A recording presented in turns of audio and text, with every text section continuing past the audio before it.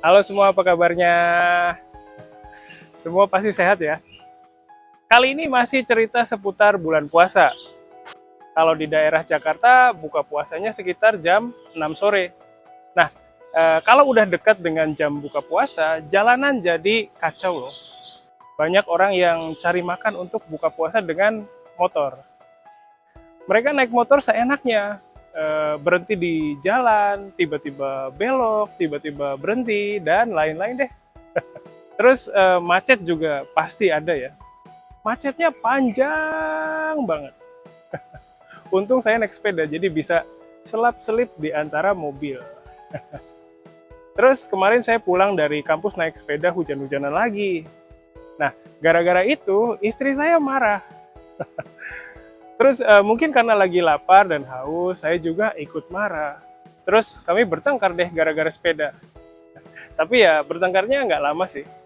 Akhirnya saya dan istri sepakat kalau saya naik sepeda dan pas mau pulang hujan, saya harus nunggu sampai hujannya reda dulu baru bisa pulang. Istri saya khawatir banget saya sakit. Nah, itu karena akhir-akhir ini ada beberapa teman seangkatan kami yang meninggal karena sakit. Oh ya, minggu kemarin saya sibuk keliling kelas untuk sosialisasiin program kampus. Programnya adalah program pelatihan bahasa dan budaya Jepang di Universitas Kobe Shoin. Kalian tahu nggak universitas ini? Sebenarnya saya udah sosialisasiin program ini lewat media sosial, tapi kayaknya sekarang mahasiswa nggak terlalu perhatiin informasi yang ada di situ. Pas saya ngomong di kelas, ternyata banyak juga mahasiswa yang belum tahu tentang programnya. Program ini diadain selama 2 minggu dan pesertanya perlu bayar biaya pendaftaran yang lumayan mahal, jadi peminatnya agak sepi.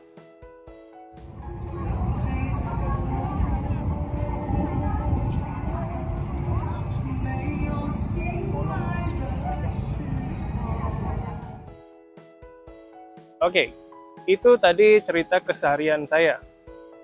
Kali ini saya bisa jalan-jalan ke tempat yang jauh loh. Tempat itu adalah Pantai Indah Kapuk yang ada di Jakarta Utara. Kawasan ini adalah salah satu kawasan elit di Jakarta. Apa kalian udah pernah pergi ke sana? Kalau ada yang udah pergi ke sana, tolong ceritain pengalaman kalian di kolom komentar ya. Kali ini saya bisa ke sana karena diantar oleh salah satu guru bahasa Jepang yang sering ikut kegiatan Koryukai Japanesia. Dia adalah Prasetyo Sensei. Ya, akhir-akhir ini saya sering ngobrol dengan dia dan banyak tukar pendapat. Terus dia juga bilang kalau dia mau ikut waktu saya cari konten untuk Harinya Japanesia. Nah, kemarin kami sempat ngobrol tentang tema vlog Harinya Japanesia untuk minggu ini, dan dari obrolan itu kami putusin untuk coba pergi ke Pantai Indah Kapuk. Terus kebetulan Prasense juga punya mobil, jadi saya bisa numpang di mobilnya dia. Sebelumnya saya udah coba cari tahu tentang kawasan ini. Katanya di sana ada pantai pasir putih dan area wisata yang bernuansa Tiongkok.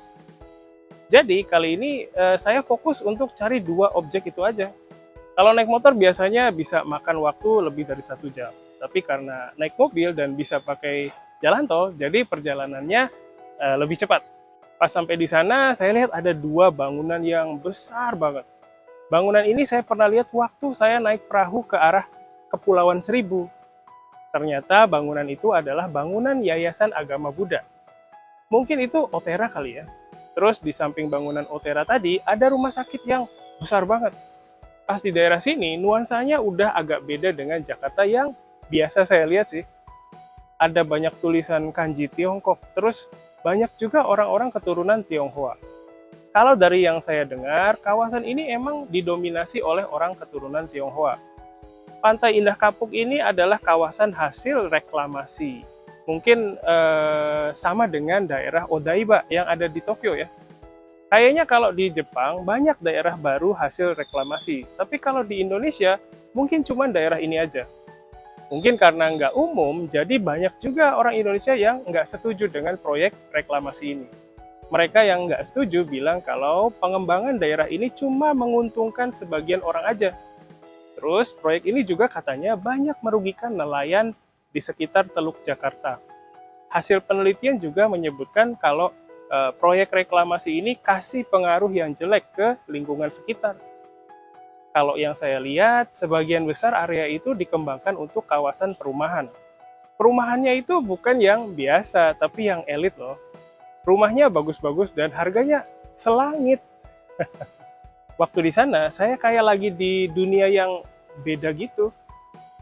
Oh ya, awalnya kan saya mau ke Pantai Pasir Putih, tapi ternyata pantainya lagi ditutup. Kawasan ini memang belum selesai dibangun, jadi masih banyak truk atau kendaraan konstruksi yang beroperasi. Di sana ada satu pusat kuliner yang terkenal juga. Namanya saya lupa, tapi semua restoran di sana bernuansa Tiongkok. Saya ke sana pas bulan puasa, jadi nggak bisa makan dan minum. Jadi ya cuma lihat-lihat aja. Di tengah pusat kuliner itu ada patung Dewi Kwan Im yang besar banget dan ada pagoda di belakangnya. Waktu itu masih pagi, sekitar jam 10-an, jadi masih sepi. Oh ya, makanan yang dijual di sana kayaknya bukan makanan halal ya. Banyak makanan yang pakai daging babi. Pas di sana, saya lihat ada satu toko yang sedang siapin daging babinya. Kelihatannya enak sih. Kawasan Pantai Indah Kapuk ini katanya dikembangkan dari tahun 2014. Walaupun banyak kontroversi dalam pengembangannya, tapi proyek ini terus jalan dan memang menyerap banyak sekali sumber daya manusia. Kalau ada waktu, silakan coba ke sana ya.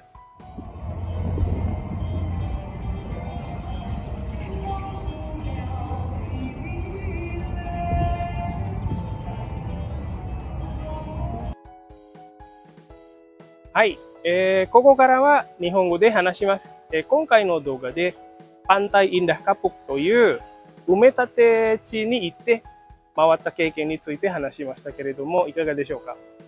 前まではいつもテレビで見ていましたけれども、今回は実際に行けて、やっぱりジャカルタの人が全員楽しめる場所じゃないなと思いましたけれども、皆さんはどう思いますか？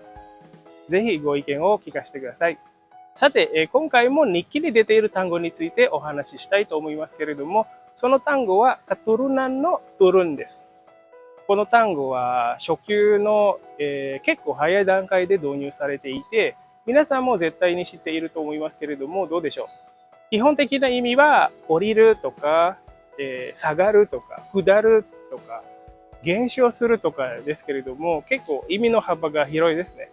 では、今回トゥルンについて少し話しましょう。まずは、トゥルンだけでも結構使える幅が広いですね。その例文を見てみましょう。例えば、tadi dia turun di stasiun Shinjuku dengan temannya という文章で、意味はさっき彼は友達と一緒に新宿駅で降りたという意味です。次にこの例文です。例えば、nilainya semester ini turun karena dia lebih fokus ke pekerjaan という文章で、意味は仕事の方に集中しているから、今学期の彼の成績は下がったという意味です。もう一つ見ましょう。例えば、jumlah pembelajar bahasa Jepang di Indonesia menurun 5% という文章で、意味はインドネシアの日本語学習者の数は5割減少しましたという意味です。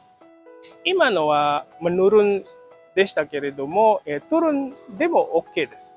次に、turun の派生語の一つで、keturunan という単語について話します。keturunan というのは、子孫という意味ですけれども、例文は例えば、dia sudah menikah 10 tahun, tapi belum punya keturunan という文章で、意味は、彼女は10年間結婚生活を送っていますけれども、まだ子供がいないという意味です。今の文章はなんかインドネシアの文脈が詰まった文章ですね。日本の場合はそのようなことは普通だと思いますけれども、インドネシアでは結婚しているけれど、子供がいないというのは結構社会に問われる状況ですね。では、もう一つketurunanの例文を見ましょう。例えば、dia itu keturunan Jepang, bapaknya bernama Yamada Taro という文章で、意味は彼は日系の人で、お父さんの名前は山田太郎ですという意味です。keturunanというのは、外国人の血が流れているという意味で使われるだけじゃなくて、例えば、ジャワの血が流れているという意味の、keturunan Jawa とかという使い方もあります。トルンの派生語はたくさんありますけれども、今回はこれぐらいにしておきます。今度またお話ししましょう。この動画を見てくださった皆さん、ぜひ自分の経験をもとに例文を作ってみてコメントとして書いてみてください。ハリヤジャパネシアは皆さんとのコミュニケーションを図るために作っていますので、ぜひジャパネシアに毎週このハリヤジャパネシアを書いていますので、わからないところがあったら下にコメントを書いていろいろ質問してください。皆さんのアウトプット、そして私からのインプットとフィードバック。このやりとりがとても大事です。Itu dulu sementara ini, sampai ketemu lagi di konten berikutnya ya. Bye-bye.